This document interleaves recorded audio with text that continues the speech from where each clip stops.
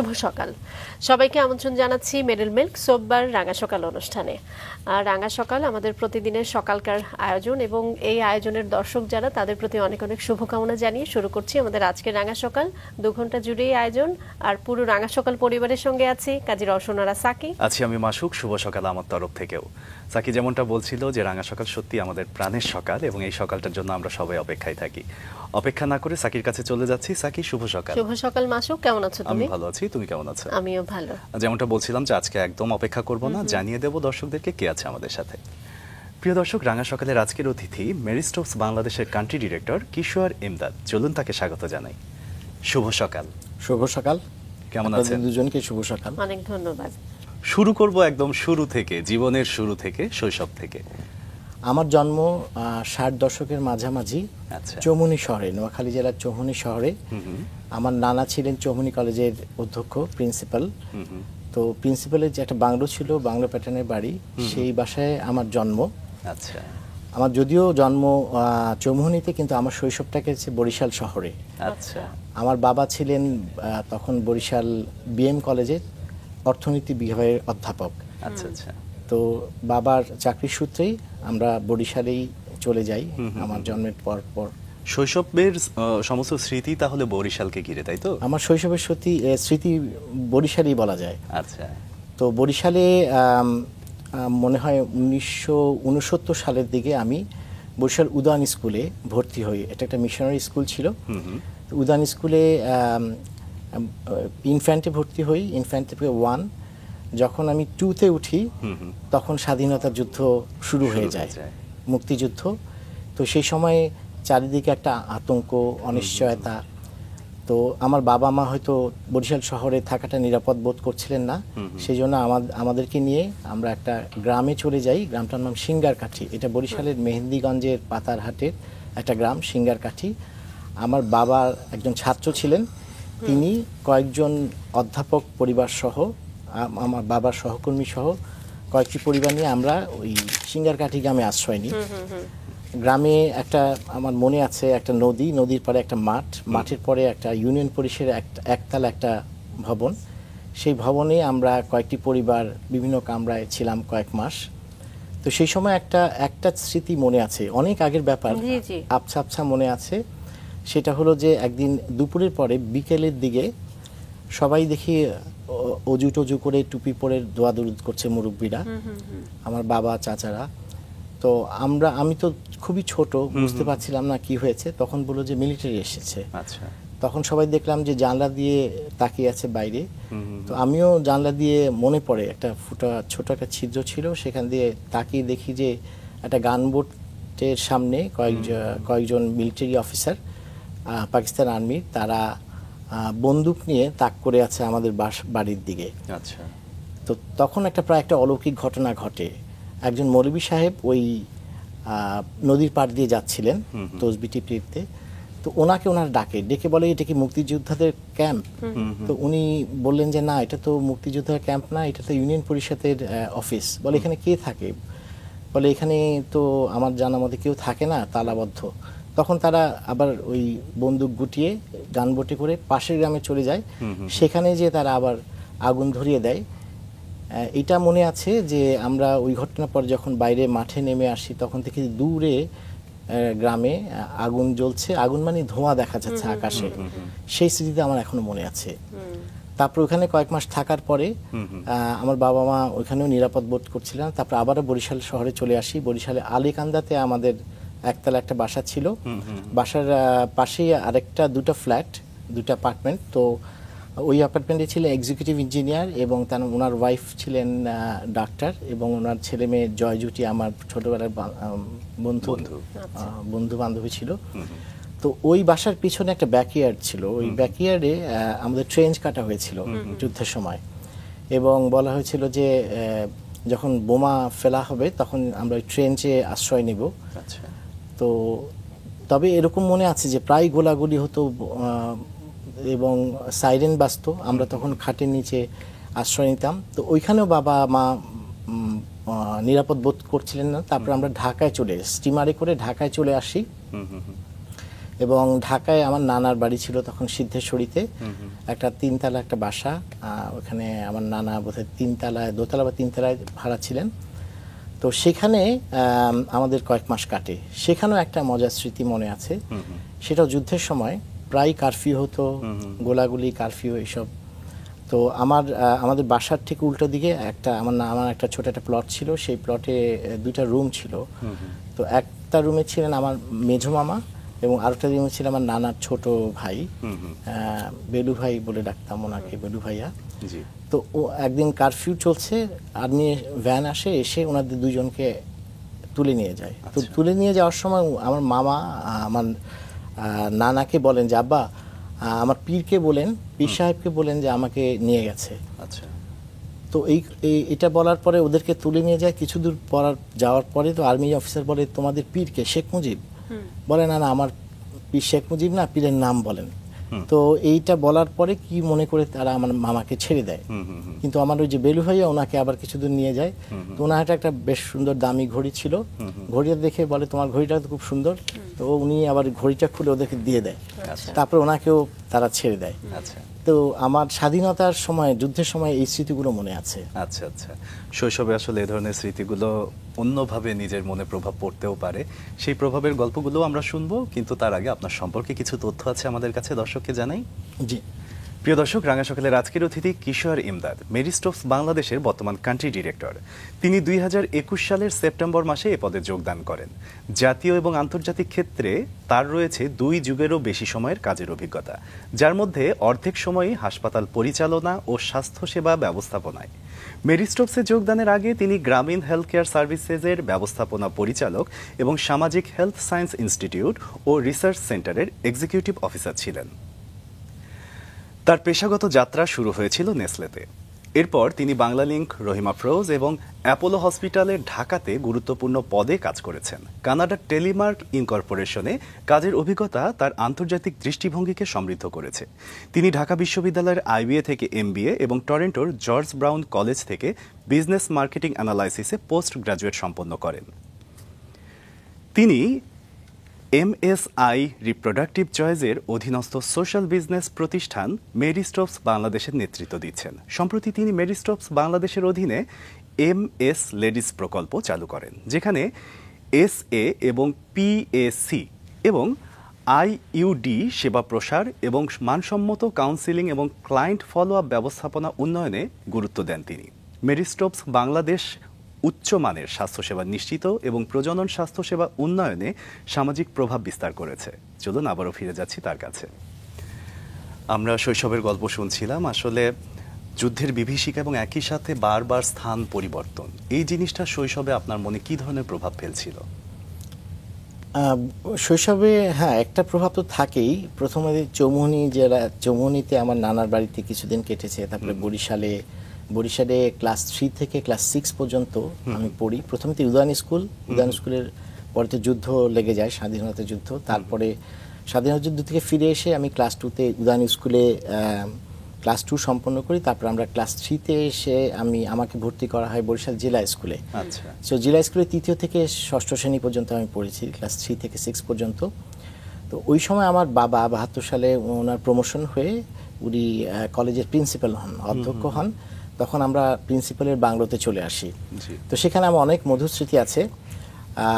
আমাদের বাসার পিছনে একটা ব্যাকইয়ার্ডে বাগান ছিল, সবজি বাগান, সামনে ফুল বাগান ছিল, পাশে একটা পুকুর ছিল, সেখানে নৌকা ছিল। তো ছোটবেলা আমি আমার ভাই আমার বন্ধুদের নিয়ে নৌকা বাইতাম স্কুলের পরে বা ছুটির দিনে। তারপরে আমার বাসায় নিচে একটা প্রশস্ত বারান্দা ছিল, সেখানে টেবিল টেনিস খেলার ব্যবস্থা ছিল। আচ্ছা। তো ওইখানে অনেক টেবিল টেনিস খেলেছি। আমাদের বাসায় তখন একটা সাইকেল ছিল, সাইকেলে করে ক্যাম্পাসের চারপাশে ঘুরে বেড়াতাম।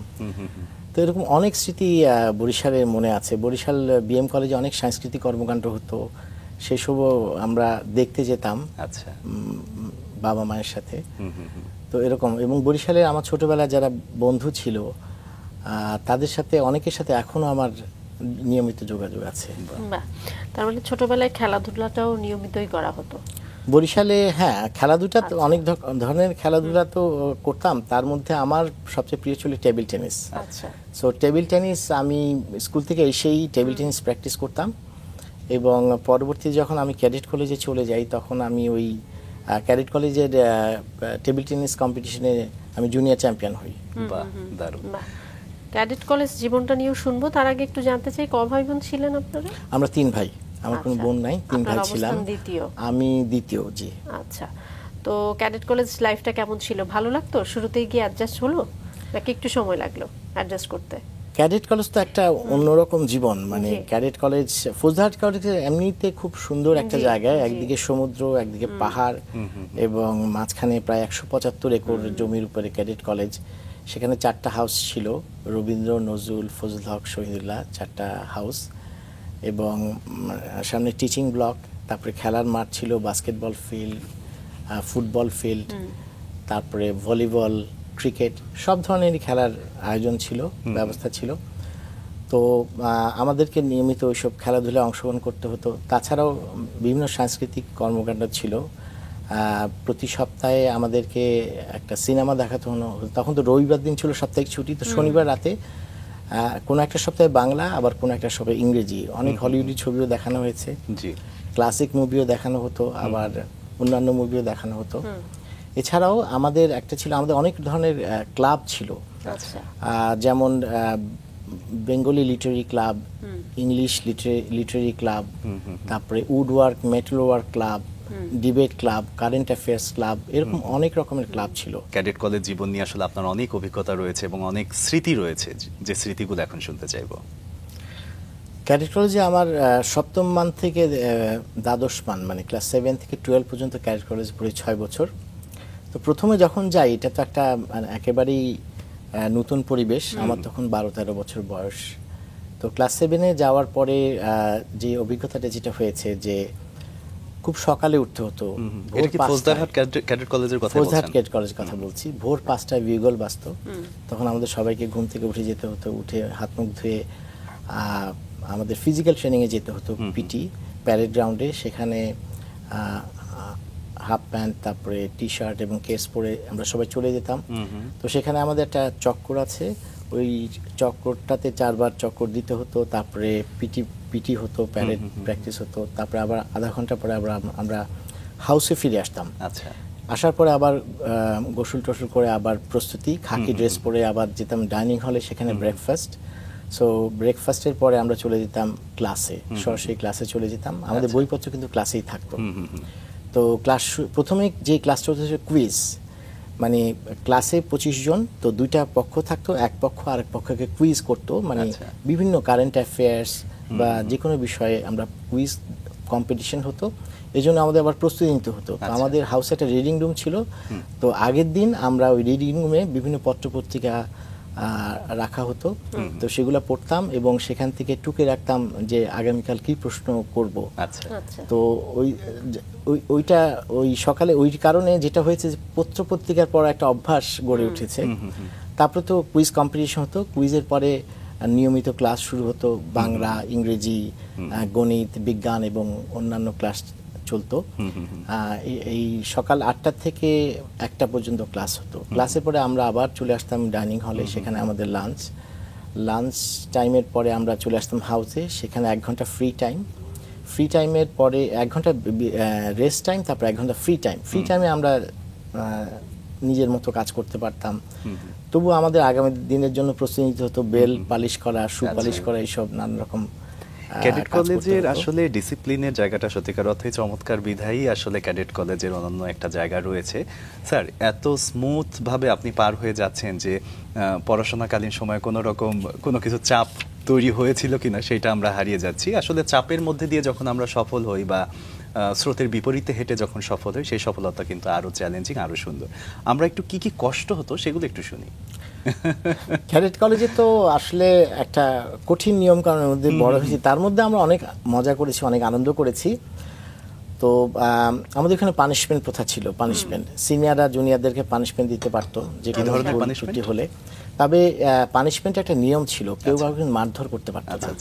সেখানে হয়তো আমাদের বলতো যে নীল ডাউন হয়ে থাকো অথবা একটা চক্কর মেরে আসো। আমাদের একটা এক্সট্রা ডিল ছিল, সেখানে আমাদের ওস্তাদ ছিল, আর্মির ওস্তাদ হাবিলদার মেজর। ওনারা আবার ওই আমাদেরকে পানিশমেন্টের জন্য হয়তো বলতে 2টা চক্কর মেরে আসো, একটা ফিজিক্যাল এক্সারসাইজ, এগুলাই ছিল আমাদের পানিশমেন্ট।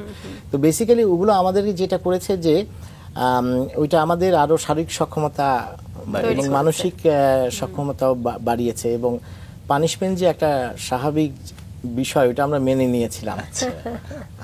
আরেকটা ছিল যে ক্যাডেট কলেজের নানান রকম অ্যাক্টিভিটিজের মধ্যে আমাদেরকে ইনভলভ করা হতো। আমাদের যেমন আমাদের ইংরেজি ক্লাসের পাঠ্য বইয়ের পাশাপাশি শেক্সপিয়ারের ইজি ভার্সনটা পড়ানো হতো। আমার মনে আছে কিং লিয়ার, টেম্পেস্ট, ম্যাকবেথ, এই ধরনের নাটকগুলো আমাদের টিচাররা পড়াতেন, সেগুলো আবার মঞ্চস্থ হতো, মঞ্চে অভিনয় হতো এসব নিয়ে। তারপরে আমাদের খেলাধুলা তো ছিলই, নানা ধরনের সব ধরনের খেলাধুলায় পার্টিসিপেট করতে হতো। এছাড়াও বিভিন্ন সাংস্কৃতিক কর্মকাণ্ড, ডিবেট, ইমপ্রম্পচু মানে উপস্থিত বক্তৃতা, তারপরে মিউজিক কম্পিটিশন, যাবতীয় অ্যাক্টিভিটিজের মধ্যে দিয়ে আমাদেরকে ব্যস্ত রাখা হতো। তখন থেকেই একটু একটু করে শুরু হলো নাকি এটা আরো পরবর্তীতে গিয়ে আত্মস্থ করলেন লেখালেখি? লেখালেখি ক্যাডেট কলেজ থেকেই আসলে শুরু। ক্যাডেট কলেজে আমাদের তখন যে একটা ছিল যে কবিতা এবং সাহিত্য মাসিক ছিল, তো তখন তো আর সাইকেল স্টাইলে আমরা হাতে লিখতাম, তারপর এটা সাইকেল স্টাইলে প্রিন্ট করে এটা কলেজের স্টুডেন্টদের মধ্যে ডিস্ট্রিবিউট করা হতো। তখন থেকে আমার লেখালেখি শুরু, প্রথম কবিতা দিয়ে শুরু। পরবর্তীতে আমি আসলে যখন বিশ্ব সাহিত্য কেন্দ্রের সাথে যুক্ত হলাম তখন অনেক বই পড়ার সুযোগ হলো, সুনীল গঙ্গোপাধ্যায়, শীর্ষেন্দু এবং নানা নামকরা রাইটারদের লেখালেখি। সেখান থেকে আমি খুব ইন্সপায়ার্ড হই লেখালেখির জন্য। পরবর্তীতে আমি একটা বই লিখি, পূর্বের চোখ পশ্চিমের মন। এটা আমার কানাডায় প্রবাসে থাকার অভিজ্ঞতা নিয়ে, এবং এটা অনেকটা ভ্রমণ কাহিনী ভিত্তিক। আর আরেকটা বই আমি লিখেছি, সেটা হলো বাণিজ্যের রথযাত্রা। বণিক বার্তা পত্রিকায় আমি বেশ কিছু আর্টিকেল। বইগুলো তো আসলে একেবারে পরিণত বয়সে এসে লিখতেন। আমরা বইগুলো দর্শকদেরকেও জানাবো। তার আগে ছোটবেলায় যেহেতু ছিলাম, আমি সেই লেখালেখির জীবনটাই জানতে চাচ্ছি। যেটি বলছিলেন যে প্রথম তো আসলে কবিতা লেখা দিয়ে শুরু, এবং প্রথম লেখা তো আসলে সেই কি বলবো আত্মবিশ্বাসটাও থাকার কথা না যে আমি যা লিখলাম তাকে আসলে লেখা হয়েছে, মানে কাউকে দেখানো হয়েছে কিনা, কেউ বাহবা দিয়েছে কিনা, অ্যাপ্রিসিয়েট করেছে কিনা যে না ঠিক আছে তুমি লিখে যেতে পারো। সেই ছোট ছোট বিষয়গুলো একটু জানতে চাই। খুব সুন্দর প্রশ্ন। স্বাভাবিক, প্রথমে যখন কেউ কবিতা লেখে আসলে তখন তো ছড়ার মতো ছন্দে কবিতা লেখা হতো, কিন্তু আমার কাছে তখন দৈনিক বাংলা একটা পত্রিকা ছিল আমাদের বাসায় রাখা হতো বরিশালে। সেখানে ওই একটা পত্রিকা যেখানে চলিত ভাষায় লেখা হতো, কিন্তু বাকি পত্রিকাগুলো ইত্তেফাক সাধু ভাষায় লেখা হতো। তো ক্যাডেট কলেজে যে আমি যেটা হলো যে চলিত ভাষায় লেখার একটা চর্চা করতাম, এবং কবিতা। সো আমি আধুনিক কবিতা ছন্দ থেকে করলাম। ক্লাস 8-এ সক্রেটিসের কাছে একটা আধুনিক কবিতা লিখলাম। এটার পরে যেটা হলো যে আমাদের ভাইস প্রিন্সিপাল ছিলেন বাংলা টিচার, উনি ওনার রুমে ডাকলেন, বললেন এটা তুমি লিখেছো? আমি জি স্যার আমি লিখেছি। তো উনি একটু অবাক হলেন যে এই বয়সে আধুনিক কবিতা। তো ওইটা আমার মধ্যে একটা কনফিডেন্স দেয় যে কিছু একটা হয়েছে অ্যাটলিস্ট, নাইলে টিচার তো আমাকে ডাকতেন না রুমে। এই যে একটা টেস্ট, আপনি এই যে বয়সে আসলে ছন্দের কবিতা ছড়া লেখার কথা, সেই বয়সে আপনি এত গভীর একটা কবিতা লিখলেন, সেটা আসলে কোনোভাবে কি পরিবার থেকে প্রভাবিত, যে পারিবারিক জীবনটা ওই রকম ছিল, পড়াশোনার মধ্যে ছিল, সে কারণে? এটা ঠিক। আমি যখন বিএম কলেজে মানে তখন আমার বাবা লাইব্রেরি থেকে অনেক ধরনের বই নিয়ে আসতেন আমাদের জন্য, এবং আমার মাও কিন্তু শিক্ষিকা ছিলেন। তো বরিশালে একটা বুক স্টোর ছিল সদর রোডে, সেখানে আমার মা নিয়ে যেতেন এবং বিভিন্ন রকম বই কিনে দিতেন। তো বই পড়ার চর্চাটা একদম ছোটবেলা থেকেই আমার গড়ে ওঠে। সেখান থেকেই কিন্তু এই লেখালেখি কবিতার প্রতি যে আগ্রহ।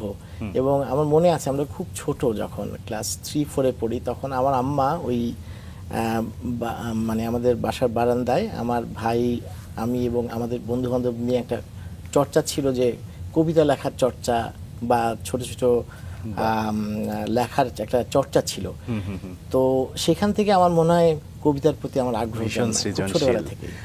স্যার, যেহেতু আপনার ক্যাডেট কলেজ জীবনটা ভীষণ সমৃদ্ধভাবে আপনাকে সামনের দিকে এগিয়ে নিয়েছে, পরবর্তী জীবনে আসলে এই অ্যাক্টিভিটিগুলো থাকলো কিনা বা পরবর্তী জীবনটা কেমন হলো একটু শুনি, আমরা ভার্সিটি জীবনটায় যাই, তারপরে কি করা হলো? ক্যাডেট কলেজ সম্বন্ধে একটু বলি। জি। ক্যাডেট কলেজে আরো কিছু বিষয় ছিল, পড়াশোনা খেলাধুলার পাশাপাশি আমাদের একটা অবস্টাকেল কোর্স ছিল। সেটাও একটা আর্মিদের যে অবস্টাকেল কোর্স, 6 ফিট ওয়াল, তারপরে 9 ফিট ওয়াল ক্রস করা, তারপরে 12 ফিট একটা নেটের মতো একটা ইয়ে ছিল, একটা বার, সেটাকে আবার সামারসল দিয়ে পার করা, তারপরে আপনার টার্জন সুইং, এই ধরনের বিভিন্ন অ্যাক্টিভিটিস, এবং প্রায় 1 মাস ধরে চর্চা করতে হতো। তো ওইটা চর্চা করা, তারপরে আমাদের ক্রস কান্ট্রি রেস ছিল, 6 মাইল দৌড়াতে হতো, এবং সেটাও প্রায় 1 মাস ধরে প্র্যাকটিস করতে হতো কলেজ ক্যাম্পাসের চারপাশে, পাহাড়ের উপর দিয়ে, সমতল ভূমিতে। তো এই এখন যখন আমার মনে হয় যে ওই যে চর্চাগুলো ছিল, এটা আমাদেরকে অনেক সাহস জুগিয়েছে, কনফিডেন্স জুগিয়েছে। পরবর্তীতে অনেক চ্যালেঞ্জ মোকাবেলার জন্য এই কনফিডেন্সটা কাজ করেছে, আমি মনে করি। দারুণ। পরবর্তী গল্পগুলোই তাহলে শুনতে চাই এখন। পরবর্তীতে ক্যাডেট কলেজের পরে তো আমি চলে আসলাম ঢাকা শহরে। তো ঢাকা শহরে তখন আমার অর্থনীতিতে পড়ার ইচ্ছা ছিল, কিন্তু আমার অর্থনীতি সুযোগ হয় নাই পড়ার। পরে আমি ব্যবস্থাপনায় অনার্স করি এবং মাস্টার্স করি ঢাকা ইউনিভার্সিটি থেকে। তারপরে আমি আইবিএতে অ্যাডমিশন নিই। আইবিএ তো তখন খুব কম্পিটিটিভ একটা এক্সাম হয়, তারপরে ইন্টারভিউ সব। সৌভাগ্য হয় যে আইবিএতে সুযোগ হয়, এবং আইবিএতে আমি মার্কেটিং, বিপণন বিষয়ে মেজর নিয়ে আমি আইবিএতে পড়াশোনা শেষ করি। তারপরে আমি নেসলেতে যোগদান করি। প্রথমে নেসলেতে আমি ইন্টার্নশিপ করেছিলাম, তারপরে সেখানে ইন্টারভিউ দিয়ে আমার কাজ হয়। আমরা কর্মজীবনে আরেকটু পরে যেতে চাই স্যার, আপনার বিশ্ববিদ্যালয় জীবনের গল্পগুলো, মধুর স্মৃতিগুলো একটু শুনতে চাই।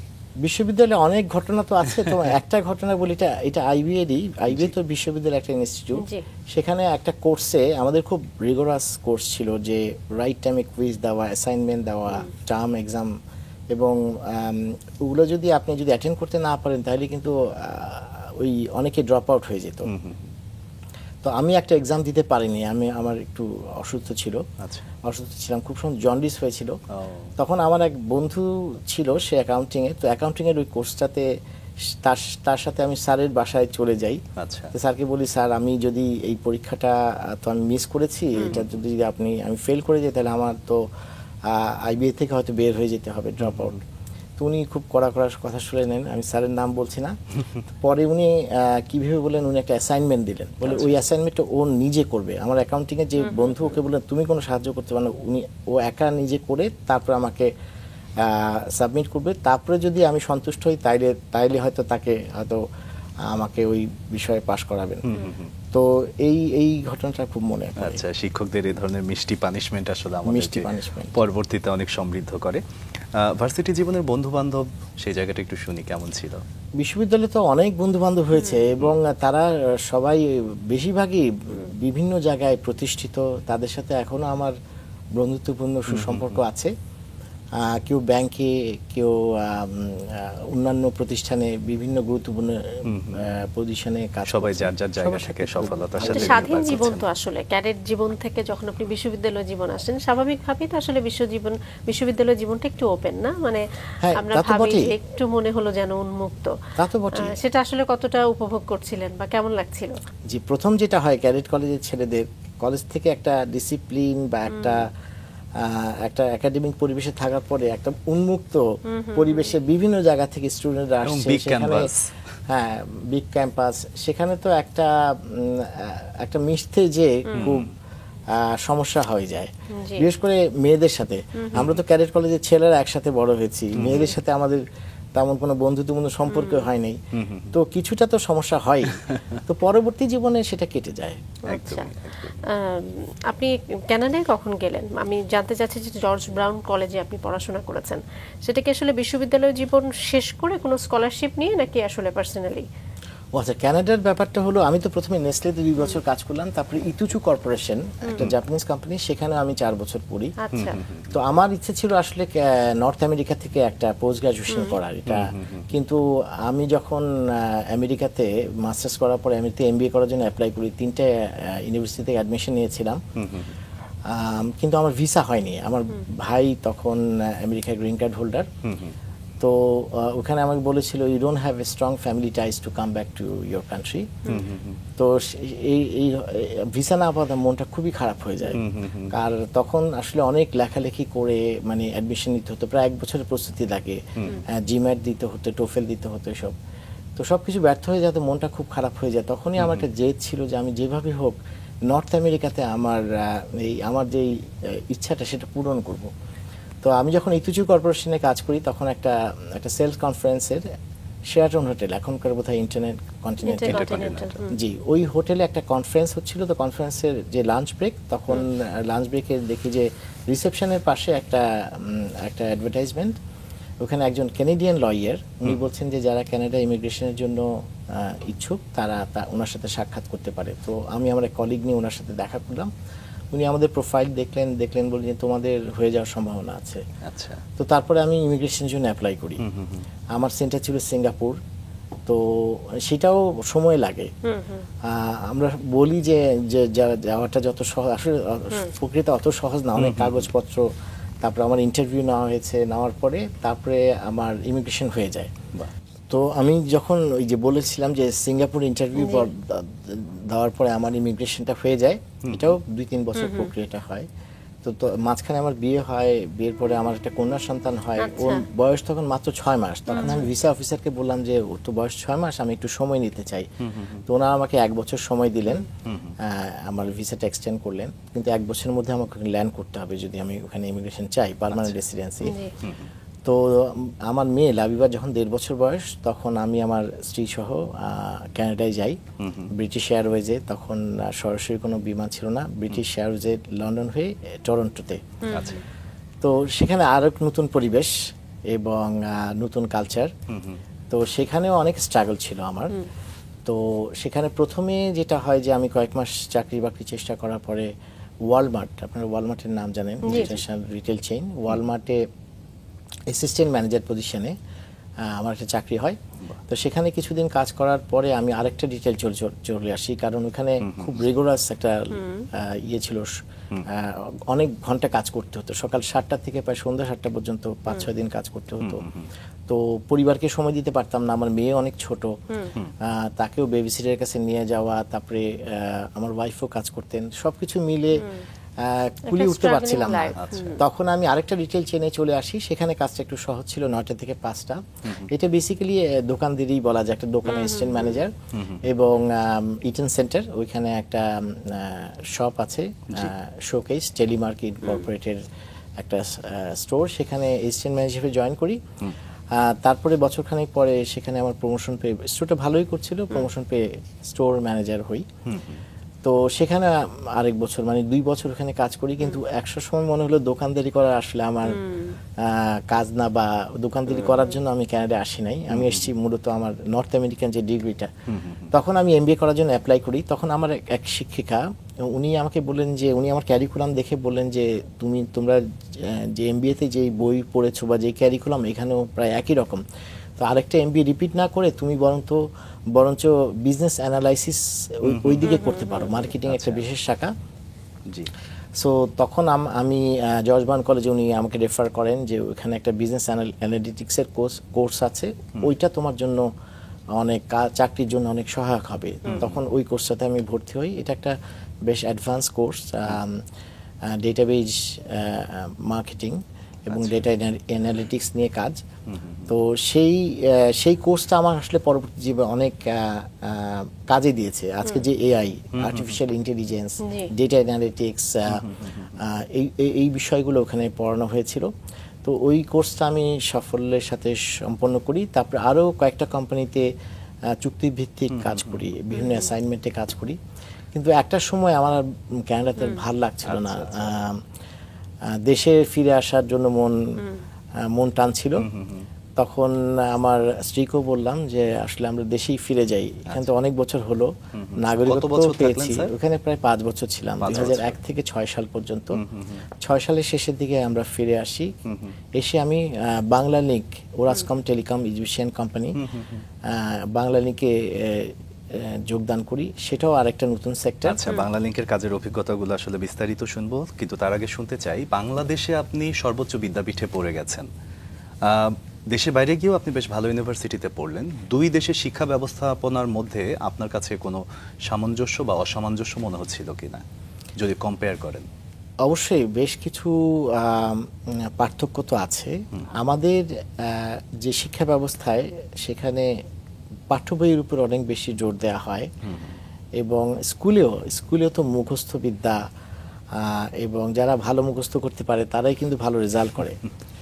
কিন্তু ঢাকা বিশ্ববিদ্যালয় অনেকটা সেরকম। আইবিএতে কিছুটা আমি বলবো ভিন্নতা আছে। আইবিএতে যেটা হয় শুধু পাঠ্য বই না, আপনার অরিজিনালিটি থাকতে হবে, আপনার নিজস্ব বুদ্ধিমত্তা থাকতে হবে, এই ধরনের সৃজনশীল প্রশ্নগুলো সেখানে করা হয়, অ্যাসাইনমেন্টও সেভাবে দেওয়া হয়।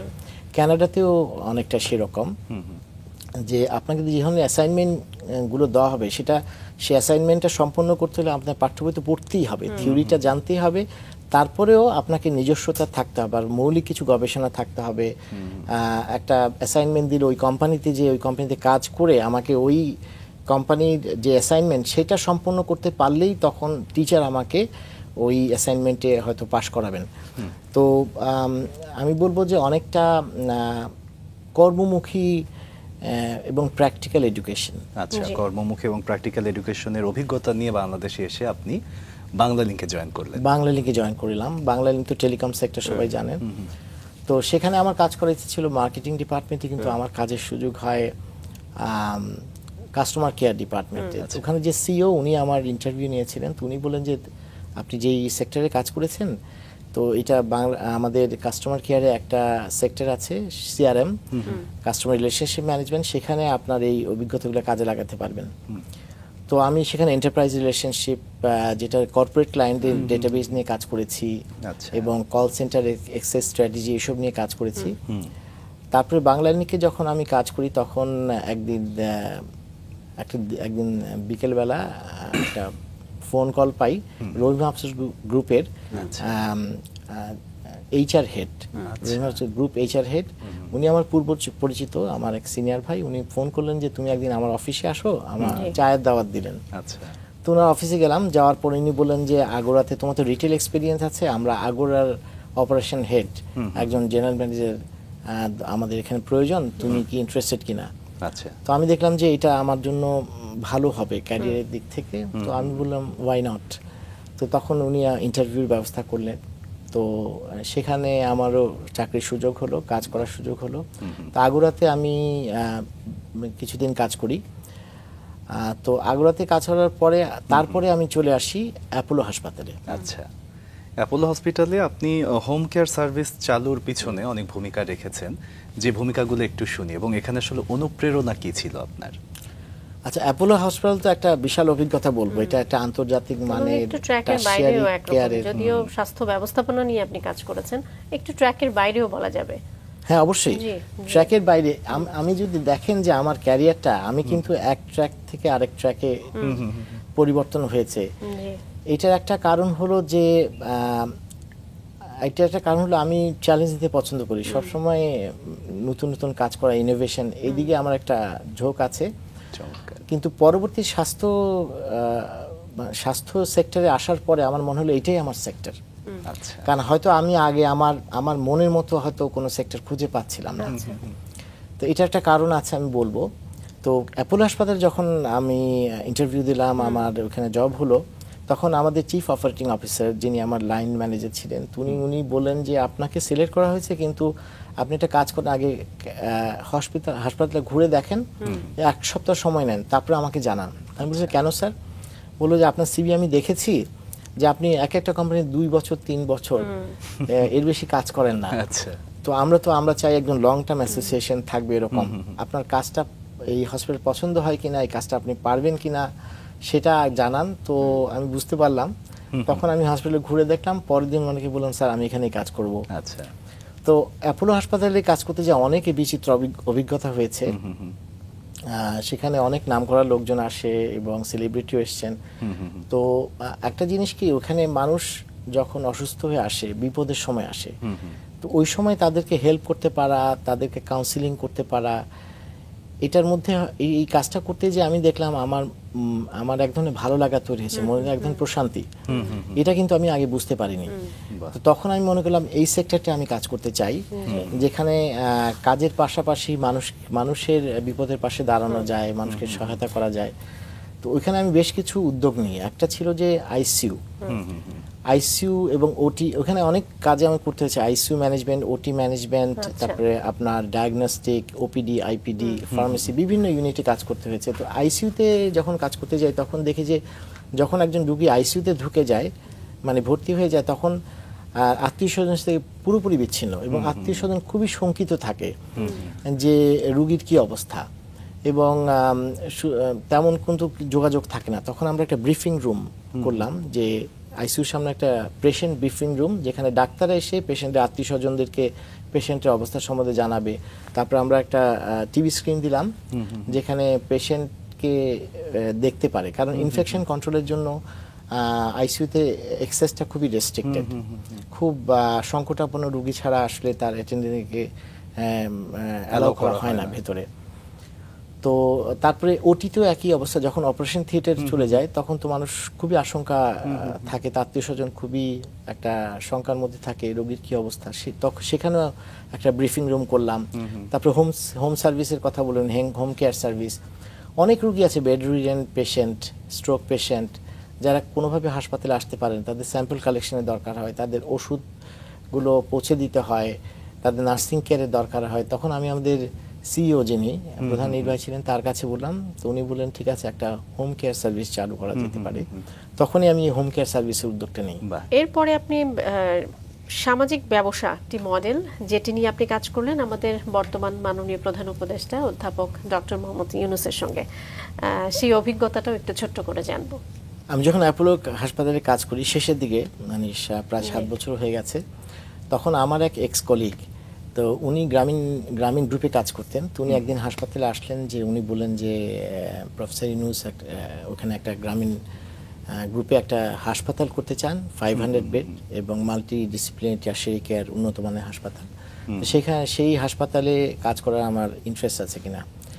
তো স্বাভাবিক, প্রফেসর ইউনূসের সাথে অনেক আগে থেকে আমার কাজ করার ইচ্ছা ছিল। উনি একবার আমাদের হাসপাতালে এসেছিলেন, তখন তো অনেক ক্লায়েন্ট হিসাবে ওনার সাথে পরিচয় হয়। তো তখন আমি বললাম হ্যাঁ আমি ইন্টারেস্টেড। তখন তার একটা ইন্টারভিউ করলেন, কয়েক দফা ইন্টারভিউ হলো, এবং সবার শেষে প্রফেসর ইউনূসের সাথে কথা হলো। আচ্ছা। তো উনি বললেন যে দেখো, হেলথ কেয়ারে কিন্তু অপার সম্ভাবনা, এবং আমরা একটা আধুনিক একটা হাসপাতাল করতে চাই সকলের জন্য, মধ্যবিত্ত, নিম্নবিত্ত সবাই যেন এই সেবাটা পায়। এটা সোশ্যাল বিজনেস। তখনই আমি জানতে পারলাম যে সোশ্যাল বিজনেস কনসেপ্টটা কি, যে একটা নন প্রফিট অর্গানাইজেশন, এবং সেখানে ইথিক্যাল বিজনেস করা হবে, সেখানে জেন্ডার সেন্সিটিভ, এনভায়রনমেন্টালি কনসিয়াস, এই ধরনের অনেক কিছু বিষয় আছে, এবং যেটা সমাজের কোন একটা সমস্যাকে সমাধান করার জন্যই ব্যবসাটা, শুধু প্রফিট অর্জনের জন্য নয়। তো আমার কাছে কনসেপ্টটা খুবই ভালো লেগেছে, এবং তখন আমি গ্রামীণ প্রথমে হেলথ সায়েন্স ইনস্টিটিউট, যেটা আন্ডারে হাসপাতালটা হয়েছে, এবং আরেকটা এখানে জয়েন করার কিছুদিন পরে উনি আমার গ্রামীণ হেলথ কেয়ারের এমডি, মানে ম্যানেজিং ডিরেক্টর, 2টা পজিশনে উনি বললেন তুমি পাশাপাশি 2টাই কাজ করো। তো গ্রামীণ হেলথ কেয়ার ছিল চোখের হাসপাতাল, ওদের 3টা হাসপাতাল ছিল। আমি যাওয়ার পর আরেকটা হাসপাতাল করি, এবং বেশ কিছু ভিশন সেন্টার করি, ছোট ছোট সেন্টার, একটু ছোট ছোট শহরগুলোতে, যেমন সেবার আয়তা আরও প্রসারিত করা যায়। এবার ফিরে আসি হেলথ সায়েন্স ইনস্টিটিউট, যেটা আমার মেইন প্রজেক্ট ছিল। তো সেটা করার জন্য প্রথমে আমরা সিঙ্গাপুর যাই, সিঙ্গাপুরে বিভিন্ন হাসপাতাল পরিদর্শন করি, এবং বিভিন্ন আর্কিটেক্টদের সাথে আমাদের দফায় দফায় মিটিং হয়। তারপরে থাইল্যান্ডে যাই, থাইল্যান্ডে অনেক হাসপাতাল ঘুরে দেখি, এবং আমেরিকাতেও আর্কিটেক্টদের সাথে আমরা যোগাযোগ করি। তো আমাদের একটা নির্মাণ কমিটি ছিল, সেখানে প্রফেসর জামিলুর রেজা চৌধুরী ছিলেন ওটার প্রধান, এবং বুয়েটের অনেক শিক্ষক ছিলেন। তো ওই কমিটির কাছে আমাদের প্রস্তাবনা দিই। তো কমিটি শেষ পর্যন্ত আমেরিকান একটা আর্কিটেক্ট অর্গানাইজেশন তাদেরকে নির্বাচিত করে। তো তারা দেশে আসার পর তাদেরকে আমি এখনকার যে এভারকেয়ার হাসপাতাল, ইউনাইটেড হাসপাতাল, ঢাকা মেডিকেল কলেজ, কুর্মিটোলা হাসপাতাল, এই হাসপাতাল ঘুরে দেখাই। তারপর একটা কর্মশালা হয়, একটা ওয়ার্কশপ হয়। তারপর ওরা ফিরে যাওয়ার পরে কোভিড চলে আসে। এখন তার সরাসরি কাজ করার কোনো স্কোপ নাই, তখন আমরা জুমে কাজ করা শুরু করলাম। আচ্ছা, তো জুমে আমেরিকার সাথে টাইমিং মিলাতে গেলে দেখা যায় যে সন্ধ্যার সময় আমাদের কাজ করতে হয়। তো সন্ধ্যার সময় নির্মাণ কমিটির যারা বিশেষজ্ঞ হাসপাতাল বিষয়ক তারা, তারপরে ইঞ্জিনিয়ার যারা মেকানিক্যাল, ইলেকট্রিক্যাল ইঞ্জিনিয়ার, আর্কিটেক্ট, সবার সাথে বসে আমাদের প্রায় 1 বছর ধরে আমরা নিয়মিত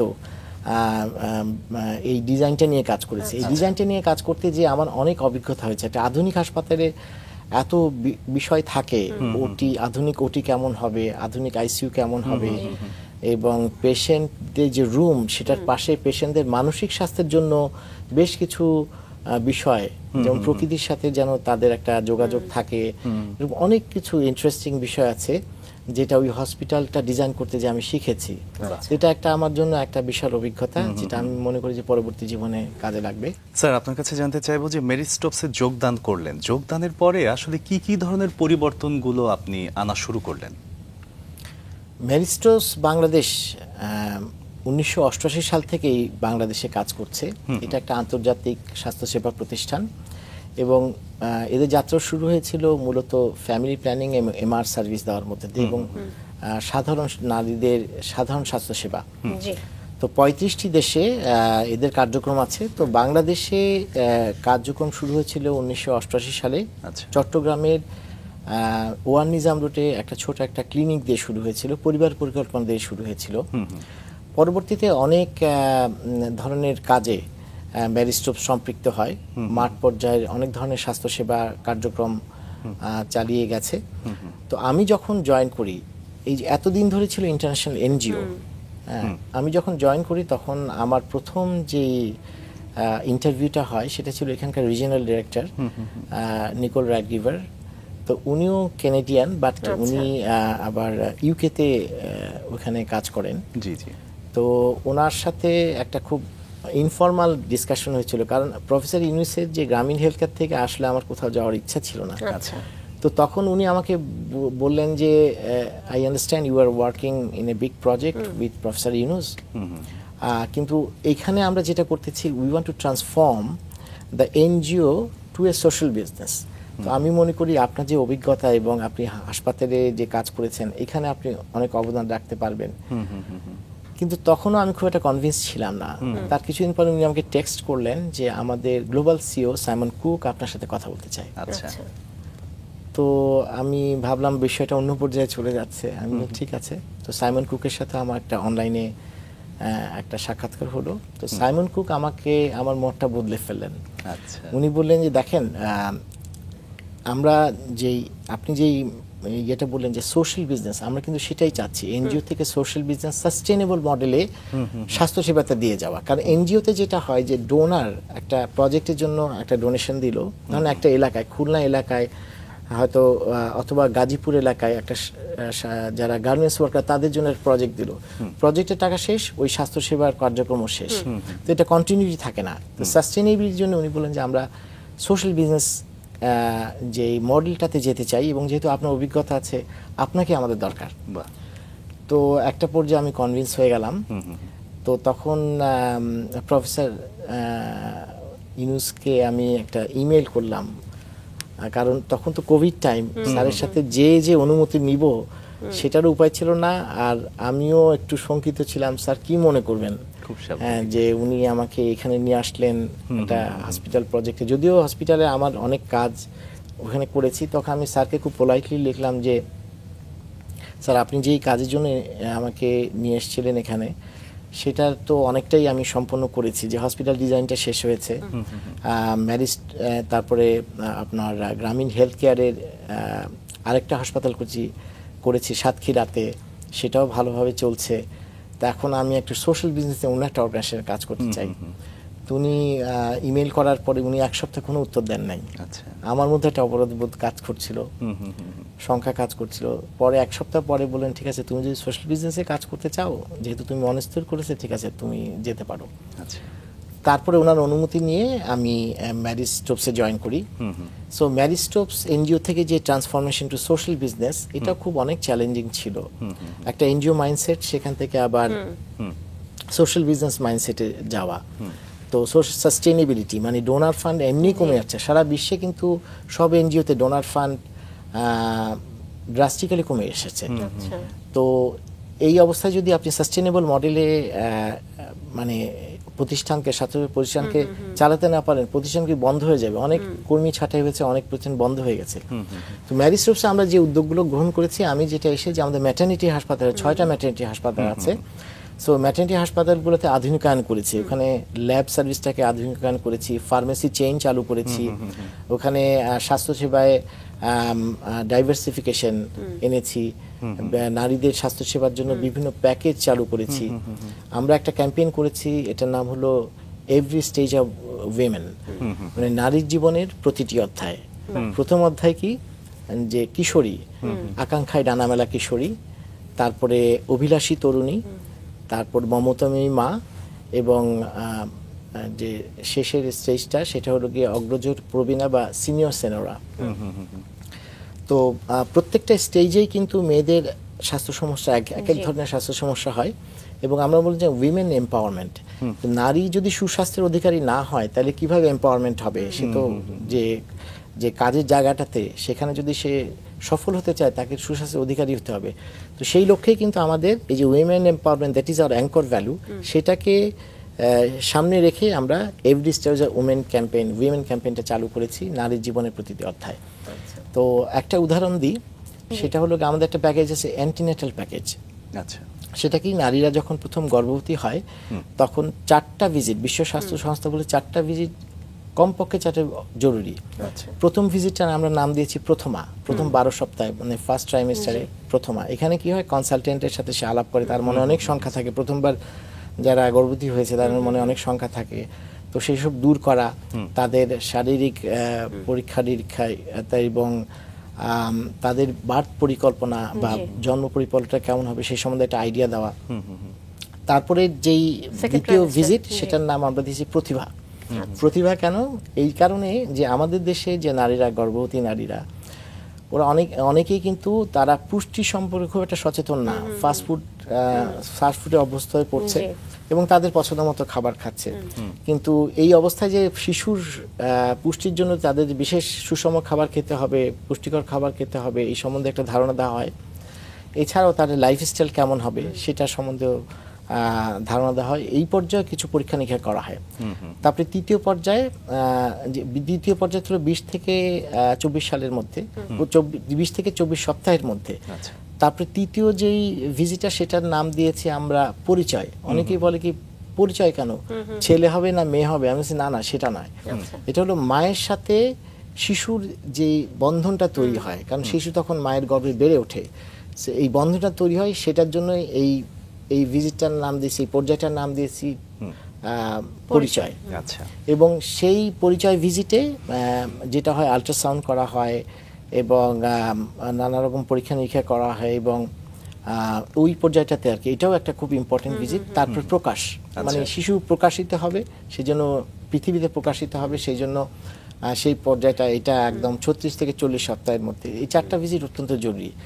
এই প্যাকেজটার নাম দিয়েছে অ্যান্টিনেটাল প্যাকেজ। এরকম আমরা অনেক রকম প্যাকেজ চালু করেছি নারী স্বাস্থ্য সেবার জন্য। এবং একই সঙ্গে কাউন্সিলিং এর ব্যবস্থাও মনে হয় আপনারা রেখেছেন। জি, অবশ্যই। আমাদের দেশে কিন্তু একটা স্বাস্থ্য খাতে একটা যে বিষয় খুবই নেগলেক্টেড, সেটা হলো মানসিক স্বাস্থ্য।